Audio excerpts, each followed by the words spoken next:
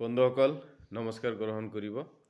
1 তাৰিখৰ পৰা 108 কৰ্মচাৰী সন্থাৰ ফালৰ পৰা কৰ্মবিৰতি কাৰ্যসূচী গ্ৰহণ কৰা হৈছে। যদিও 108 কৰ্মচাৰী সন্থাৰ এই চৰম পন্থা গ্ৰহণ কৰাৰ ইচ্ছা নাছিল, কিন্তু বাৰম্বাৰ চৰকাৰখনক বিভাগীয় কৰ্তৃপক্ষক আমাৰ সমস্যাসমূহৰ বিষয়ে অৱগত কৰাৰ পিছতো তেখেতসকলে আমাৰ সমস্যা সমাধানৰ কাৰণে আগবাঢ়ি অহা নাই। আমাৰ চাকৰিৰ নিৰাপত্তা নাই, আমাৰ দৰমহা অত্যন্ত কম, আমাৰ যি চাকৰিৰ যি স্থায়িত্ব সেইটো নাই, আমাক মন গ'লেই চাকৰিৰ পৰাই ওলাই দিয়াৰ যিটো ক্ষমতা তেখেতসকলে সকলো সময়ত দেখুৱাই থাকে। এইবিলাকৰ বিৰুদ্ধে এইবিলাক সমস্যা সমাধান কৰাৰ কাৰণে আমি বিভিন্ন সময়ত বিভিন্ন বিভাগত চৰকাৰী পক্ষক বিভিন্ন কৰ্তৃপক্ষক আমি স্মাৰকপত্ৰ প্ৰদান কৰিছোঁ, কিন্তু তেখেতসকলে আমাৰ এই সমস্যাবিলাক সমাধান কৰিবলৈ অহা নাই। বন্ধুসকল, এখন গণতান্ত্ৰিক দেশৰ সকলো নাগৰিকৰে আন্দোলন কৰাৰ অধিকাৰ আছে, কিন্তু এই আন্দোলনৰ চৰমপন্থা যেতিয়া অৱলম্বন কৰিব লগা হয় তেতিয়াই কিন্তু সেই আন্দোলনটো বেলেগ পিনে গতি কৰে। আপোনালোকে জানে, কোনো অৰাজনৈতিক দল সংগঠনে যদি তেখেতসকলৰ সমস্যাসমূহ সমাধান কৰাৰ বাবে আন্দোলনত নামে, তেখেতসকলে কিন্তু চৰমপন্থা যিটো আন্দোলন, সেই চৰমপন্থা আন্দোলনত যেতিয়া যায় তেতিয়া তেখেতসকলে গোটেই দেশখন স্তব্ধ কৰি দিয়ে, ৰাস্তা ঘাট বন্ধ কৰি দিয়ে, গাড়ী মটৰ বন্ধ কৰি দিয়ে। এইটো হ'ল অৰাজনৈতিক সংগঠনবিলাকৰ আন্দোলনৰ চৰমপন্থা। ঠিক তেনেকৈ প্ৰত্যেকজন চাকৰিজীৱী ব্যক্তিসকলৰ সমস্যা সমাধানৰ শেষ চৰমপন্থা হ'ল কৰ্মবিৰতি। যেহেতু গণতান্ত্ৰিক দেশত দুটা পদ্ধতি অৱলম্বন কৰাৰ অধিকাৰ সংবিধানে দিছে। যিয়ে নকওক কিয়, আমাৰ সমস্যা যদি সমাধান নহয়, আমি গণতান্ত্ৰিক দেশৰ নাগৰিক, আমি আন্দোলন কৰিম, আমি চৰমপন্থা অৱলম্বন কৰি হ'লেও আমি আমাৰ সমস্যা সমাধান কৰাৰ কাৰণে আমি আগবাঢ়ি যাম। এই চৰমপন্থা কেতিয়া অৱলম্বন কৰে? যেতিয়া চৰকাৰখন অহংকাৰী হৈ যায়, যেতিয়া চৰকাৰখন কাৰো কথা শুনিবলৈ ইচ্ছা নকৰে, যেতিয়া চৰকাৰখন কেৱল আৰু কেৱল তেখেতসকলে হিতাধিকাৰী সৃষ্টি কৰি নিজৰ ভোট বেংক সুৰক্ষিত কৰাৰ কাৰণে এই চৰকাৰখনে যেতিয়া কামবিলাক কৰি যাবলৈ চেষ্টা কৰে, তেতিয়াই বিভিন্ন ফালৰ পৰা বিভিন্নজনে কিছুমান চৰমপন্থা অৱলম্বন কৰি আন্দোলনত ওলাই আহে। ঠিক তেনেকৈ এটা সময় আজি আমাৰ সমাগত। আমি 108 কৰ্মচাৰীসকলে তেনেকৈ এটা সময়ত আহি উপনীত হৈছোঁ যে আজি আমি চৰমপন্থা অৱলম্বন কৰিবলৈ আগবাঢ়ি আহিছোঁ। যিটো গণতান্ত্ৰিক দেশত সকলোতকৈ চৰমভাৱে যিটো প্ৰাপ্য আদায় কৰাৰ যিটো পন্থা, সেই পন্থাটো আজি আমি 108 কৰ্মচাৰীসকলে অৱলম্বন কৰাৰ কাৰণে বাধ্য হৈছোঁ। চৰকাৰখনে নাজানে নেকি এটা পৰিয়াল চলাৰ কাৰণে কিমান প্ৰয়োজন? ইমানখিনি এনেকুৱা এটা অযোগ্য জ্ঞানহীন চৰকাৰ কেনেকৈ অসমত থাকিব পাৰে? বন্ধুসকল, মোৰ কথাবিলাক আজি অকণমান আৱেগিকভাৱে কিছু কথাবিলাক ক'বলৈ আহিছোঁ, কাৰণ আৱেগিক বনাই দিছে চৰকাৰখনে। আজি আমি আৱেগিক হৈ গৈছোঁ। তেখেতসকলে বাৰে বাৰে কৈ থাকিব যে আপোনালোকক আমি একো কৰিব নোৱাৰোঁ, এনেকুৱা ফাল্টু ছাৰ্ভিচ অসমত কিয় আনিলে আপোনালোকে? এই ফাল্টু ছাৰ্ভিচ আনি পেলাই অসমৰ যুৱক যুৱতীসকলৰ জীৱন যৌৱন সকলো ধ্বংস কৰি আপোনালোকে এতিয়া সেইবিলাক কথা ক'বলৈ আহিছে। কেবিনেটত বহি আপোনালোকে কিয় সিদ্ধান্ত ল'ব নোৱাৰে? গোটেই অসমৰ যিবিলাক ঠিকাভিত্তিক কৰ্মচাৰী আছে, এই কৰ্মচাৰীসকলক কিয় আপোনালোকে এনেকুৱা উপলংঘা কৰি থাকে? তেখেতসকলে কাম নকৰে নেকি? মই সকীয়াই দিব বিচাৰিছোঁ, গোটেই অসমৰ যে এই চৰকাৰখনক, বিৰোধী দলক কৈ একো লাভ নাই। তেখেতসকলে হয়তো কেতিয়াবা সদনত উত্থাপন কৰে সমস্যাবিলাক, কিন্তু চৰকাৰ পক্ষই অহংকাৰী, এই অহংকাৰী চৰকাৰে কেতিয়াও এই সমস্যাবিলাক সমাধান কৰাৰ যি পৰিকল্পিত ব্যৱস্থা কৰিব লাগে, সেই পৰিকল্পিত ব্যৱস্থা কিন্তু কৰিবলৈ নাযায়।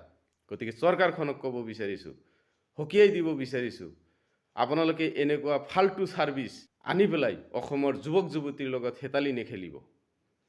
আপোনালোকৰ যদি ভাল মনোভাৱ আছে, আপোনালোকে যদি নিবনুৱা সমস্যা সমাধান কৰিব বিচাৰে, তেতিয়াহ'লে এনেকুৱা ছাৰ্ভিচ আনক, আনি পেলাই এই ছাৰ্ভিচটোৰ লগত জড়িত থকা ব্যক্তিসকল যাতে ভৱিষ্যতে তেখেতসকলে যাতে তেখেতসকলৰ কামৰ এটা মাননি পায়, সেইখিনি কিন্তু আপোনালোকে চিন্তা চৰ্চা কৰিব লাগিব।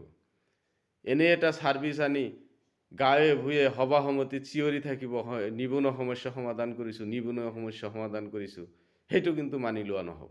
গতিকে আমি উপায়হীন, আমি নিৰাপত্তাহীন, আমি স্থায়িত্বহীন, আমি গুৰুত্বহীন, আমি আজি অসহায় নিৰীহ, কিন্তু গণতান্ত্ৰিক দেশে আমাক অধিকাৰ দিয়াৰ কাৰণে আজি আমি উপায়হীন হ'লেও আমি যি গণতান্ত্ৰিক দেশৰ আন্দোলনৰ চৰম পন্থা, সেই পন্থা অৱলম্বন কৰিবলৈ আমি আগবাঢ়ি আহিছোঁ। গতিকে মই অসমৰ প্ৰশাসনিক যন্ত্ৰ, অসমৰ চৰকাৰ, অসমৰ সকলো বিজ্ঞ জনগণক আমাৰ এই আন্দোলনক সমৰ্থন কৰাৰ কাৰণে সকলোকে আহ্বান জনাইছোঁ। কাৰণ এ আমাৰ প্ৰাপ্য, এ আমাৰ অধিকাৰ। আমি আমাৰ কামৰ জৰিয়তে অসমৰ ৰাইজক সেৱাও আগবঢ়াম আৰু আমাৰ পৰিয়ালক আমি পোহপাল দিব লাগিব। আৰু সেই পোহপাল দিয়াৰ ক্ষেত্ৰত আমি যদি কিবা সমস্যাৰ সন্মুখীন হৈছোঁ, সেই কথাবিলাক আমি অসমৰ ৰাইজ, অসমৰ চৰকাৰক জনোৱাৰ পিছত তেখেতসকলে সেই সমস্যা সমাধান কৰাৰ কাৰণে আগবাঢ়ি আহিব লাগিব। তেখেতসকলে দায়হাৰা মন্তব্য দিলে নহ'ব, কাৰণ তেখেতসকলে অনুমতি নিদিয়াকৈ কোনো কোম্পানীয়ে আমাক এইখন অসমত চাকৰি কৰাৰ কাৰণে এপইণ্ট দিব পৰা নাই। তেখেতসকলে অনুমতি দিছে কাৰণে আমি এইখন অসমত ছাৰ্ভিচ আগবঢ়াইছোঁ।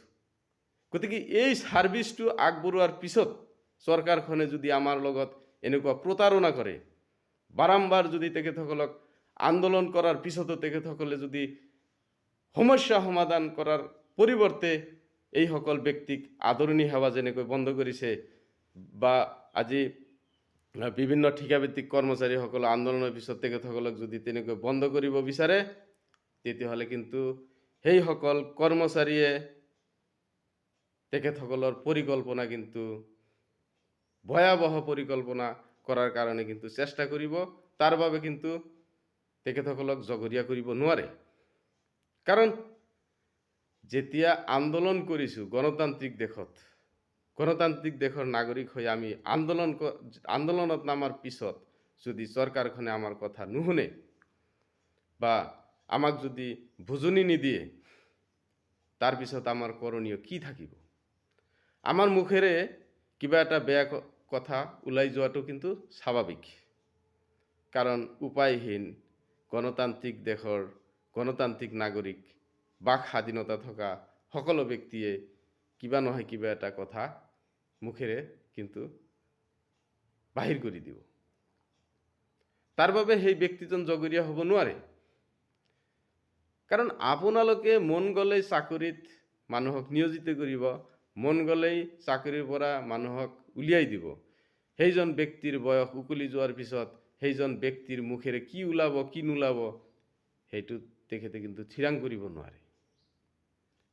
গতিকে মই চৰকাৰখনক অনুৰোধ কৰিছোঁ, আমাৰ মুখেৰে যাতে ভাল শব্দ সকলো সময়ত ওলায়, আমি যাতে ভাল ধৰণে এই অসমৰ জনগণক ছাৰ্ভিচ দিব পাৰোঁ, জনসেৱা আগবঢ়াব পাৰোঁ।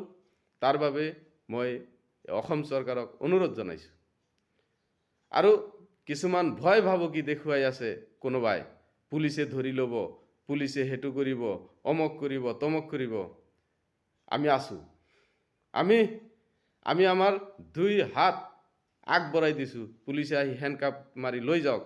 কিন্তু দুৰ্ভাগ্যৰ কথা, সেইজন পুলিচ আমাতকৈ কোৱালিফিকেশ্যন বেছি নেকি? কিমানজন পুলিচ 108ত কৰ্মৰত ব্যক্তিসকলক সকলতকৈ বেছি শিক্ষিত, কিমানজন পুলিচ অসমত কৰ্মৰত 108 সেৱা পৰিচালনা কৰা ব্যক্তিসকলতকৈ দৰমহা কম পায়, কিমানজন সৈনিক আছে গোটেই ভাৰতবৰ্ষত, যিসকল সৈনিকে অসমত 108 জনসেৱা আগবঢ়োৱা ব্যক্তিসকলতকৈ দৰমহা কম পায় আৰু সেইসকল ব্যক্তিসকলতকৈ বেছি কোৱালিফিকেশ্যন থকা ব্যক্তি। মই এইটো প্ৰশ্ন কৰিব বিচাৰিছোঁ অসমৰ চৰকাৰ তথা অসমৰ প্ৰশাসনক, আপোনালোকে যদি কেতিয়াবা আমাৰ লগত তেনেকুৱা বিহেভ কৰিবলৈ আহে তেতিয়াহ'লে কিন্তু কথা বিষম হ'ব, মই কৈ দিছোঁ। সেইবিলাক ভয় ভাবুকিক ভয় কৰি এই আন্দোলনত আমি নামা নাই, কিন্তু আমি তেনেকুৱা ভয় ভাবুকিক ভয় নকৰোঁ, ভ্ৰুক্ষেপ নকৰোঁ। লাগিলে এইটো গণতান্ত্ৰিক দেশ নহয়, আমি ভোট দি চৰকাৰ বনাইছোঁ, তাৰ বাবে যদি জেলত যাব লাগে আমি প্ৰস্তুত আছোঁ। কিন্তু সেইবিলাক ভয় ভাবুকি দি প্ৰত্যেক সময়ত মানুহক ভয় ভাবুকি দি আপোনালোকে যদি ভাবে যে আমি এই আন্দোলনকাৰীসকলক দমন কৰিব পাৰিম, সেইটো কিন্তু ভাবিলে নহ'ব। মই এইখিনি কথাই ক'লোঁ। এইবাৰ আন্দোলনত নামিছোঁ, জেলত যাবলৈ ভয় নকৰোঁ। আপোনালোকে আহক, আমাক ধৰি লৈ যাওক, কিন্তু আপোনালোকে ধৰিবলৈ আহোঁতে চিন্তা কৰিব আপোনালোকৰ যোগ্যতা আৰু আমাৰ যোগ্যতা কিমানখিনি কম বেছি, সেইটো কিন্তু চিন্তা কৰিব। আৰু আপোনালোকৰ দৰমহা আমাতকৈ কম নেকি? যদি আমাতকৈ, মই চৰকাৰক এটা কথা আহ্বান জনাইছোঁ, আমাক কোনোবাই ধৰিবলৈ আহিলে, কোনোবাই যদি হেণ্ডকাপ মাৰিবলৈ আহে, তেখেতৰ দৰমহা যাতে আমাতকৈ কম হয় আৰু সেইজন ব্যক্তি যাতে আমাতকৈ শিক্ষিত বেছি হয়। তেনেকুৱা ব্যক্তি আহি হেণ্ডকাপ লগাই দিব, আমি আৰামছে তেখেতৰ লগত জেলত গুচি যাম, তেখেতে জেলত দিব আমাক। এইখিনি ক'লোঁ। এইখিনি কৈ মই মোৰ বক্তব্য সামৰণি মাৰিছোঁ। ধন্যবাদ। জয় অসম। সৰ্বশেষত চৰকাৰখনক কৰজোৰে এটাই অনুৰোধ কৰিব বিচাৰিছোঁ, আমাৰ যাতে কৰ্মবিৰতিৰ নিচিনা চৰমপন্থা আন্দোলনৰ কাৰ্যসূচী গ্ৰহণ কৰিব নালাগে। যিহেতু আজিৰ দিনটো এতিয়াও সময় আছে, গতিকে চৰকাৰখনে আমাৰ যি সমস্যা, এই সমস্যাসমূহক লৈ কিবা এটা মন্তব্য দি আমাৰ এই কাৰ্যসূচীৰ পৰা যাতে আমাক বিৰত কৰে, তাৰ বাবে চৰকাৰখনক আহ্বান জনাইছোঁ। ধন্যবাদ।